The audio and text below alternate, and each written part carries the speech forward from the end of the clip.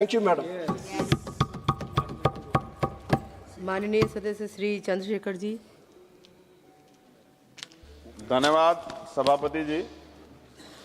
मैं धन्यवाद देता हूं उसके साथ साथ क्योंकि रेल मंत्रालय के नियंत्रणाधीन अनुदानों की मांग पर चर्चा में भाग लेने का आपने मुझे अवसर दिया।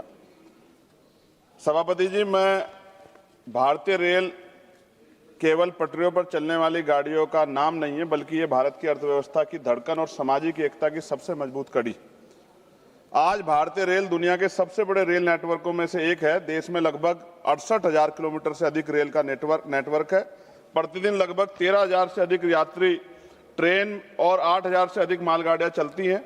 हर दिन लगभग 2.4 करोड़ यात्री रेलवे में यात्रा करते हैं। प्रतिदिन लगभग 40 लाख टन से अधिक माल रेलवे के माध्यम से ढोया जाता है। रेलवे में लगभग 12 लाख कर्मचारी कार्यरत हैं, लेकिन इतने बड़े तंत्र के बावजूद आज भी करोड़ों यात्रियों को भीड़, सुविधा और सुरक्षा का सामना करना पड़ता है।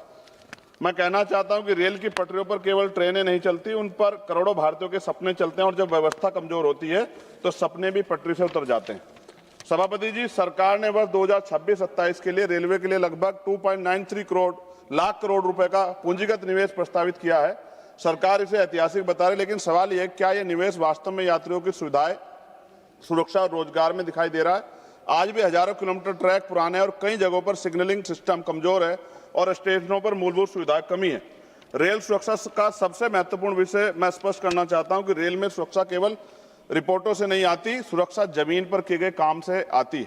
आज भी हजारों किलोमीटर ट्रैक पर नवीकरण होना बाकी है और कर्मचारियों की कमी एक गंभीर समस्या है।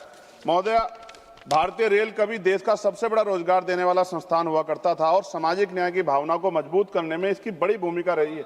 लेकिन आज रेलवे में लगभग 3 लाख से अधिक पद खाली पड़े हैं और प्रमोशन से जुड़े अनेक मुद्दे सामने आते हैं। मैं सरकार से पूछना चाहता हूं, मंत्री तो यहाँ मौजूद हैं, कि जब देश का युवा बेरोजगारी के लिए दर दर भटक रहा है तो रेलवे में इतने पद खाली क्यों पड़े हैं? देश का युवा अवसर मांग रहा है और रेलवे में खाली पद इंतजार कर रहे हैं, ऐसा क्यों?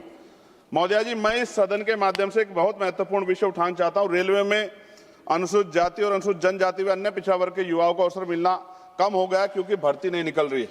मैं मंत्री जी को से आग्रह करूंगा कि रेलवे में SC, ST और OBC के आरक्षित पदों को शीघ्र भरा जाए। भर्ती प्रक्रियाओं में तेज और पारदर्शी बनाया जाए। रेलवे के प्रशिक्षण संस्थानों में इन वर्गों के युवाओं के लिए विशेष प्रशिक्षण कार्यक्रम शुरू किए जाएं। रेलवे कॉलोनियों में कर्मचारियों कल्याण कार्यक्रम में सामाजिक न्याय की भावना को मजबूत किया जाए। मैं कहना चाहता हूं कि जब तक देश के अंतिम व्यक्ति को अवसर नहीं मिलेगा तब तक विकास अधूरा रहेगा। बाबा साहब डॉक्टर भीमराव अंबेडकर की भावना यही थी कि सरकारी संस्थान सामाजिक न्याय के मजबूत स्तंभ बने और सरकार भी इस बात के वादे करती है। महोदया जी, आज सामान्य श्रेणी में यात्रा करने वाले यात्रियों की स्थिति बेहद कठिन है।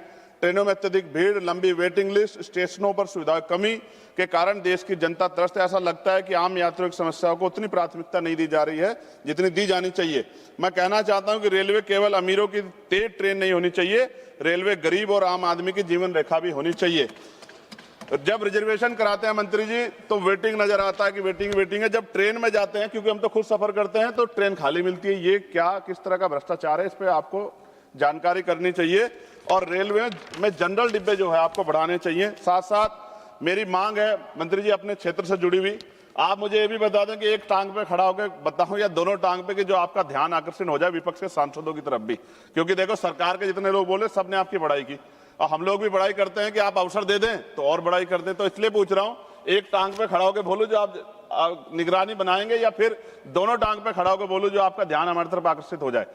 मंत्री जी, अमृत भारत स्टेशन योजना के अंतर्गत नगीना रेलवे स्टेशन का नवीनीकरण का काम जल्द से जल्द पूरा हो जाए और साथ साथ रेलवे का जो प्लेटफॉर्म नंबर 2 है नगीना में, उसकी लंबाई बढ़ा दो, क्योंकि महिलाओं को पीछे उतरना पड़ता है। ये बात मैंने कई बार कही, इसलिए मैंने कहा कि एक टांग पे खड़ा होकर सुन लीजिए कम से कम, मगर ध्यान तो आकर्षण कीजिए। नगीना और आसपास के क्षेत्र में लाखों लोग दिल्ली, हरिद्वार और लखनऊ की यात्रा करते हैं, इसलिए आवश्यक है कि दिल्ली और हरिद्वार जाने वाली प्रमुख एक्सप्रेस ट्रेनों का ठहराव नगीना लोकसभा क्षेत्र में बढ़ाना चाहिए। नजीबाबाद नगीना धामपुर रेल मार्ग पश्चिम उत्तर प्रदेश के लिए बहुत महत्वपूर्ण है। मैं मंत्री से मांग करूंगा कि इस रेल सेक्शन को, इंफ्रास्ट्रक्चर को मजबूत किया जाना चाहिए। नगीना क्षेत्र के लोगों की सुविधा के लिए दिल्ली और लखनऊ के लिए नई इंटरसिटी ट्रेन चलाई जाए। इससे क्षेत्र के छात्रों और व्यापारियों को बड़ा लाभ मिलेगा। धामपुर नगीना से दिल्ली के लिए सीधी ट्रेन चलाई जाए। नजीबाबाद से नगीना और धामपुर होते मुंबई के लिए ट्रेन चलाए। मेरी बहुत पुरानी मांग हो गई है लंबे समय से कि ये मांग पूरी हो जाए और सेौरा, किरतपुर, हल्दौर, नगीना, धामपुर आदि स्थानों पे फ्लाईओवर अंडरपास की मांग का काम जल्द पूरा हो जाए। आपको याद है, आप भी कहते हैं, बहुत सारे मंत्री कहते हैं 1-1 मिनट कीमती है। अब 1 मिनट का जो वैल्यू है वो यहाँ पता लगती है, लेकिन वहां 15-15, 20-20 मिनट खड़े होना पड़ता है। और ये डिजिटल इंडिया है, विश्वगुरु भारत की बात होती है सरकार की तरफ से, कहां है वो? कितने फाटक ऐसे जिन पर भी काम होना बाकी है?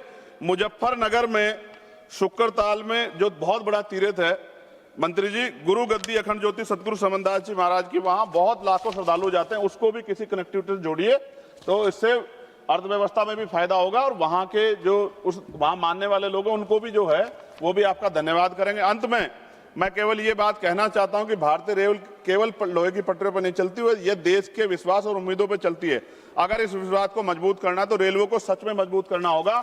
और नगीना लोकसभा दूसरे राज्य को भी जोड़ती है, इधर हरिद्वार और इधर कोटद्वार, तो नगीना से होके निकलते हैं, दोनों राज्य का वो जोड़ है। मेरा आपसे आग्रह है कि नगीना की जो मांगे मैंने रखी है मंत्री जी, अगर आप इनको पूरा करेंगे तो ये स्पष्ट होगा कि आपकी कथनी और करनी में फर्क नहीं है। अगर आप सिर्फ सत्ता पक्ष के लोगों ही काम करोगे तो इससे स्पष्ट होगा कि आपकी सरकार सबकी सरकार नहीं है, आपकी सरकार सिर्फ अपने लोगों की सरकार है। और जहां के लोगों ने आपके खिलाफ वोट किया है उनके अधिकारों का संरक्षण भी, क्योंकि अब तो आप मंत्री किसी पार्टी के नहीं, आपको करना ही पड़ेगा। ये भी मैं आपसे आग्रह करता हूं। बहुत बहुत धन्यवाद सभापति। जय भीम, जय भारत।